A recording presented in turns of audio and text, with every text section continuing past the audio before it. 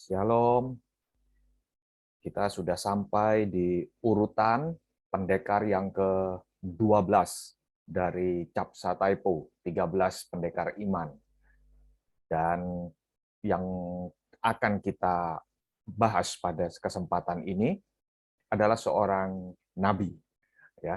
Tercatat di dalam Ibrani 11, yaitu seorang nabi yang bernama Samuel. Mungkin Samuel ini merupakan salah satu yang oleh Alkitab dicatat dengan terperinci dan terpanjang. Ya, kenapa terpanjang? Samuel ini dicatat sejak mulai dia belum lahir, kisahnya sudah diceritakan, terus dengan perjalanan hidupnya menjadi Samuel remaja, Samuel muda, sampai pada kematiannya, bahkan sampai setelah dia mati, bagaimana arwahnya dicoba untuk dipanggil, untuk dimintai nasihat kembali. Jadi tidak ada tokoh lain yang arwahnya dipanggil ulang, ya, manggil Abraham, manggil dicoba untuk dipanggil maksudnya, baik itu tokoh-tokoh perang maupun tokoh-tokoh nabi, hanya Samuel. Jadi Samuel ini kisahnya begitu panjang dari belum lahir sampai setelah mati, ya, sampai setelah dia selesai tugasnya di dunia ini. Nah, sebetulnya kisah dari Samuel seolah-olah datar saja. Hidupnya tidak terlalu bergejolak, tidak terlalu bergelombang, tapi hidupnya rata, terus dari awal sampai pada akhirnya. Lalu Samuel, kenapa kok bisa masuk di dalam salah satu dari pendekar iman dari Hall of Fame Ibrani 11? Itu adalah karena justru dalam kehidupannya yang terlihat datar, Samuel tidak menyembunyikan apapun. Samuel seperti buku yang terbuka, yang bisa dilihat, dibaca, dan dipertimbangkan oleh setiap orang.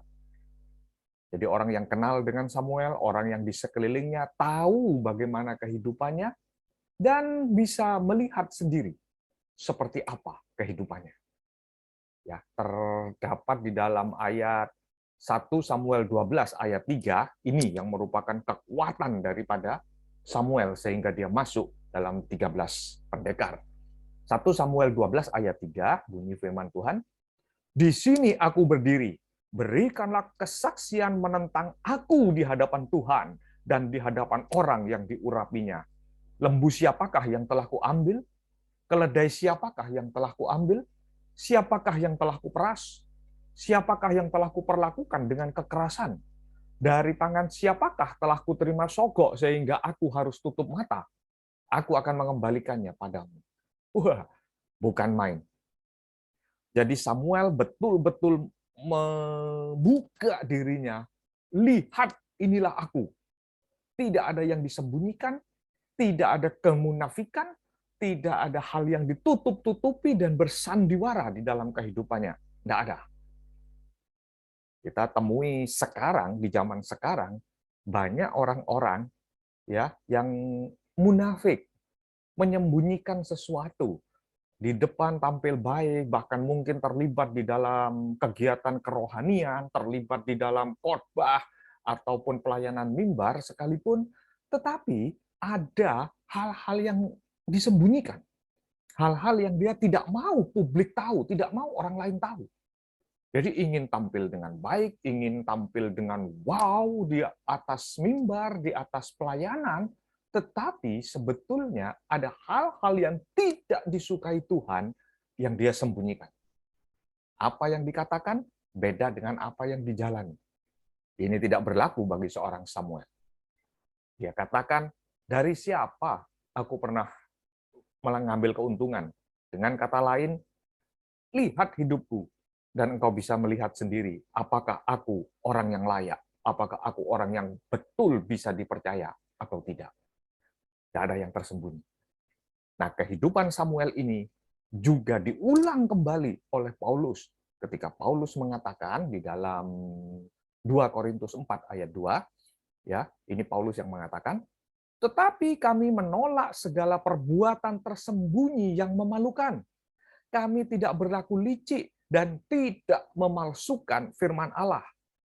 Sebaliknya kami menyatakan kebenaran, dan dengan demikian kami menyerahkan diri kami untuk dipertimbangkan oleh semua orang di hadapan Allah.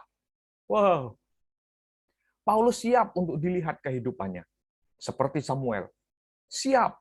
Inilah yang dikatakan dengan hidup kudus, hidup suci.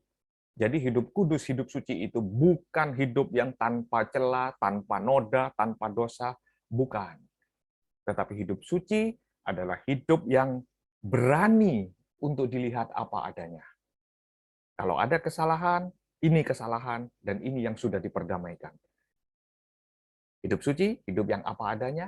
Hidup kudus adalah hidup yang mau untuk selalu mempertahankan kesucian. Mau untuk selalu berubah menjadi lebih baik. Firman Tuhan mengatakan bahwa orang yang melihat orang bodoh adalah orang yang melihat cermin kemudian pergi begitu saja. Ya, jadi yang dimaksud adalah kita harus melihat, dan ketika kita tahu seperti kita melihat cermin, kalau ada yang nggak beres, kita pasti perbaiki dong. Ketika firman Tuhan mengoreksi, menegur kita, kita juga harus berani untuk mengkoreksi dan memperbaikinya. Ini hidup kudus. Jadi, seperti Samuel, kita harus hidup terbuka, tidak ada kemunafikan, tidak ada yang disembunyikan dalam hidup kita, sehingga sungguh kita bisa berkenan bukan hanya di hadapan Allah, tapi juga di hadapan manusia dan orang-orang yang diurapi oleh Tuhan. Kita siap untuk dilihat, karena tidak ada kemunafikan, tidak ada hal yang berbeda, depan beda, belakang beda, itu tidak ada di dalam hidup kita. Seperti Samuel, seperti Paulus, kita mencegah hal-hal yang buruk, yang belum diperdamaikan dengan Tuhan, itu kita cegah untuk terus ada, tapi segera kita perdamaikan dengan Tuhan. Puji Tuhan.